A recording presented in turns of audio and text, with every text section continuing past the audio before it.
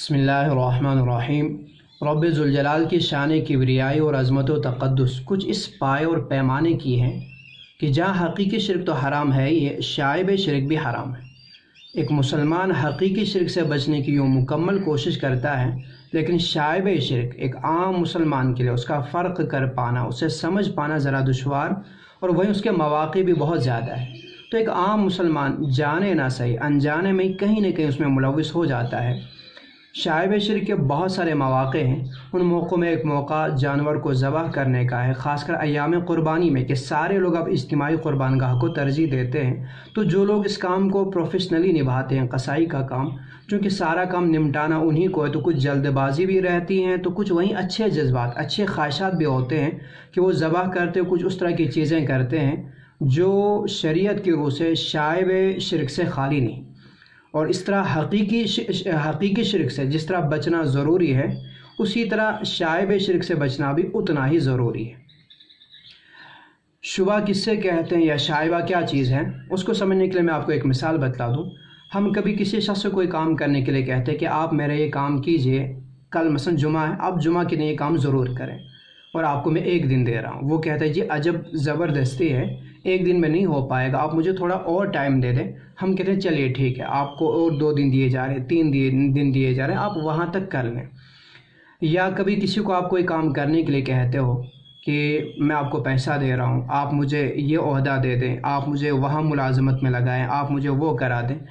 तो वो अगर आप उससे ये कहते हैं कि नहीं आपको यही एक काम करना है, आपको हर हाल में मुझे यही पोस्ट देनी है या इसी मुलाजमत पे आपको रखना है, तो वो आपको कहेगा जी ये तो नहीं हो सकता है, मैंने ठीक है ज़िम्मेदारी ली है कि आपका काम करूँगा, लेकिन आप मुझे ये ना कहो कि यही करना है, आप मुझे और भी ऑप्शन रखें, ये नहीं तो वो नहीं तो वो, मैं कोई ना कोई आपका काम निभा लूँगा।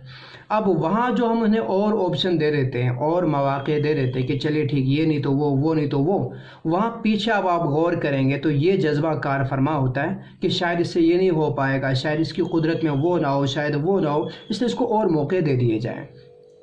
इसी तरह का मामला अगर हम दुआ में करें और रब से कहें रब्बा मुझे आलिम बना दे, आलिम नहीं तो हाफिज़ बना दे, हाफिज़ नहीं तो कम से कम कारी बना दे, तो सूफियाई किराम इस तरह की दुआ को भी हराम कहते हैं, खिलाफ अदब मानते हैं। इसलिए कि यहाँ भी आप अगर गौर करेंगे, बज़ाहिर हम रब की कुदरत में कोई कमी नहीं कर रहे हैं, कोई कमी समझ भी नहीं रहे, दूर दूर तक उसका कहीं वहम ख्याल भी नहीं, लेकिन जिस तरह के अल्फाज हमने इस्तेमाल किए हैं कि आम बोल चाल के अंदर इस तरह के ऑप्शन और इस तरह के अल्फाज वही इस्तेमाल करते हैं जहाँ आप सामने वाले की कुदरत के अंदर कमी का एहसास रखते हैं, आप उसकी कुदरत के अंदर नुक्स समझते हैं। तो रब के लिए भी इसी तरह के ऑप्शन मुहैया करना कि आप ये करें, ये नहीं तो कम से कम वो करें, वो नहीं तो रब्बा कम से कम ऐसा करें। तो गोया हम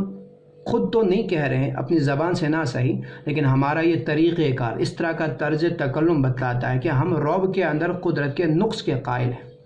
तो ये चीज़ इसी का नाम शुबा है। इसी तरह का मामला आप समझ सकते हैं कि हम रब के बराबर किसी को नहीं कर रहे हैं, रब से अलियाज़ बिल्लाह बड़ा भी किसी को नहीं कर रहे हैं, लेकिन हमारा किसी चीज़ के साथ उस तरह का रवैया चाहे अमदन ना सही हम कर रहे हैं जो बराबरी और मुसावात वहाँ पैदा हो जाती है, तो ये शाइब शिरक है। इसकी जो बहुत सारी सूरतें फ़ुक़हा किराम बयान करते हैं, उनमें 3 सूरतें हिदायत जिल्द नंबर 4 सफ़ा नंबर 435 पे हैं। मैं उनको ज़िक्र करूं, जिनमें पहली सूरत हैं जो सिर्फ़ कराहत रखती है, दूसरी सूरत है जिसमें सिरे से ज़बीहा ही हराम हो जाता है और हराम है, और तीसरी सूरत है जिसमें किसी तरह की कोई कराहत नहीं, कोई हुर्मत नहीं, वो काबिल इख्तियार है। पहली सूरत, उसको समझने से पहले एक और बात याद रखें, तस्मिया ज़बह करते हुए तस्मिया पढ़ना ज़रूरी है, रब का नाम लेना ज़रूरी है। कुरान करीम ने कहा वला ताकुलू मिम्मा लम युज़कर इस्मुल्लाहि अलैह, एक मौके पर कहा वला ताकुलू, आगे कहा वमा उहिल्ला लिगैरिल्लाह, कि जिस पर रब का नाम ना लिया जाए उससे भी ना खाएं, वमा उहिल्ला लिगैरिल्लाह, और जिस पर गैरुल्लाह का नाम लिया जाए, भले आपने अल्लाह का नाम लिया हो लेकिन उसके साथ गैरुल्लाह का भी नाम अगर लिया गया हो तो वो उहिल्ला लिगैरिल्लाह, उसको भी ना खाया जाए। तो तस्मिया का जो एतबार है, मैंने देखा बहुत सारे मौक़ों पर कि जो आसपास खड़े होते हैं, पाँव पकड़ रहे हैं, ये कर रहे हैं जानवर के, वो सारे तो तस्मिया पढ़ते हैं, लेकिन जो छुरी चला रहा होता है वही तस्मिया नहीं पढ़ रहा होता है। इसलिए एतबार जो है असल उसी की तस्मिया का है जो छुरी चला रहा है। اگر چھری چلانے میں اور ایک دو کی معاونت بھی ہیں کہ چھری چلانے والا کمزور ہو، بزرگ شخص ہو، تنہا نہ چلاتا ہو، 2-3 چلا رہے ہیں، تو اس صورت میں بھی یاد رکھیں ضروری ہے جس کا کام چھری چلانے میں ہوگا، ذبح کرنے میں ہوگا، ان سب کا تسمیہ پڑھنا ضروری ہے۔ تو اب تسمیہ پڑھتے ہوئے آپ بسم اللہ اللہ اکبر تسمیہ پڑھتے ہوئے آپ اگر اس کے ساتھ ہی دعا بھی پڑھیں گے، اللہم تقبل، ساتھ ہی میں دعا پڑھ رہے ہیں یا ساتھ ہی میں نیت کر رہے ہیں، تو اس میں نیت زبان سے کر رہے ہیں ساتھ ہی میں، تو اس میں یاد رکھیں اگر ہم غور کریں گے بظاہر تسمیہ ایک الگ چیز ہے جو رب کی تعظیم پہ ڈال ہیں، اور دعا ایک الگ چیز ہے، نیت ایک الگ چیز ہے جو ہم زبان سے کر رہے ہیں، بظاہر کوئی شرکت نہیں لگ رہی ہے، بظاہر کوئی مساوات نہیں لگ رہی ہے، لیکن صورتاً چونکہ اقتران ہے، صورتاً چونکہ الفاظ جڑے ہوئے ہیں، اس اعتبار سے فقہائے کرام نے اس صورت کو مکروہ قرار دیا۔ دوسری صورت کہ ہم پڑھیں بسم اللہ اللہ اکبر، اردو سماج میں تو مجھے ابھی دیکھنے کا موقع نہیں ملا، لیکن کشمیری سماج میں نے اس چیز کو دیکھا کہ بسم اللہ اللہ اکبر رب سناؤ، پیغمبر سناؤ، صحابہ کرامن ہناؤ، اولیاء کرامن ہناؤ، یہاں ہم جو ان کے نام سے کہتے ہیں، یہ بات تو طے ہے کہ ان کے نام سے ذبح کرنا مقصود نہیں ہوتا ہے، بلکہ صرف ان کے نام سے ایصال کرنا مقصود ہوتا ہے، اور رب کے نام سے ذبح، تو گویا وہاں پر بھی حقیقت میں اگر ہم دیکھیں گے کوئی مساوات ہم کر نہیں رہے ہوتے ہیں، لیکن الفاظ جو کہ مساوات پیدا کر رہے ہیں۔ آپ نے رب کا نام کہا کہ رب سناؤ، اسی کے ساتھ جوڑا آپ نے، اور پیغمبر سناؤ، فلاں سناؤ، فلاں سناؤ، تو اس میں لفظ نام آ رہا ہے اور ساتھ میں نام بھی جڑ رہے ہیں، اور اتصال، تو یہاں یہ شائب شرک ہے، حقیقت میں کوئی اتصال نہیں ہے، آپ وہاں ایک الگ مقصد کے لیے ان ناموں کو گنا رہے ہیں اور رب کا نام ایک الگ مقصد کے لیے گنا رہے ہیں، لیکن صورتاً چونکہ مساوات لگ رہی ہے، صورتاً چونکہ اتصال پیدا ہو رہا ہے، اور کسی حد تک عبارت کے اندر بھی اتصال پیدا ہو رہا ہے، تو اس والی صورت کو فقہائے کرام نے حرام کہا ہے، اور اس صورت میں کہا یہ اہل لغیر اللہ کے تحت داخل ہے، اس سے ذبیحہ ہی حرام ہو جائے گا، لہٰذا اس چیز سے پرہیز لازمی ہے۔ تیسری صورت ہے، اور وہی حضرت علی رضی اللہ عنہ سے مروی بھی ہے، کہ ہم ذبح سے پہلے ہی دعا کریں، ذبح سے پہلے ہی ہم زبان سے نیت کریں۔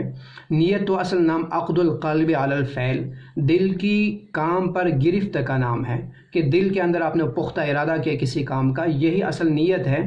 اسی کو کہا جاتا ہے کہ ان الکلام لفی الفؤاد، کہ کلام تو اصل وہ ہیں جو دل میں ہے، والکلام یدل علی الفؤاد، اور ہم جو زبان سے استعمال کر رہے ہیں، کلام کر رہے ہیں، یہ تو اسی دل کے اندر کی ترجمانی کر رہا ہوتا ہے، یعنی نیت اصل اندر کی چیز کا نام ہے، جو آپ پہلے کر چکے ہوتے ہیں، وہ پختہ ارادہ کر چکے ہوتے ہیں، اصل نیت تو وہی ہے، لیکن زبان سے جو آپ کر رہے ہیں تو یہ آپ یا تو ذبح سے پہلے، جانور کو لٹانے سے پہلے ہی کیا کریں، اس کے بعد صرف بسم اللہ اللہ اکبر کر کے اس کو صرف آپ ذبح کریں، وہاں آپ کوئی دعا نہ جوڑیں، وہاں آپ کوئی نیت نہ جوڑیں، وہاں آپ کوئی نام نہ جوڑیں،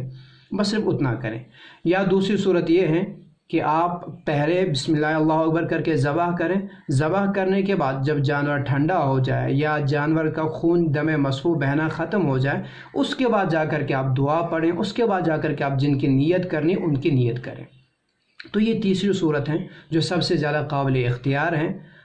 بنایا جلد نمبر 11 صفحہ نمبر 546، وہاں انہوں نے مبسوط کے حوالے سے اسی صورت کو سب سے بہتر صورت قرار دیا کہ دعا اگر کرنی ہی ہے یا نیت کرنی ہی ہے، آپ کو ایصال کرنا ہی ہے، تو وہ ساری چیزیں آپ یا تو ذبح سے پہلے کریں یا ذبح کرنے کے بعد ذرا ٹھہر کر کے، تاکہ دونوں کاموں میں الگ الگ اعراض سا پیدا ہو جائے، اس کے بعد جا کر کے آپ اس کام کو کر لیں۔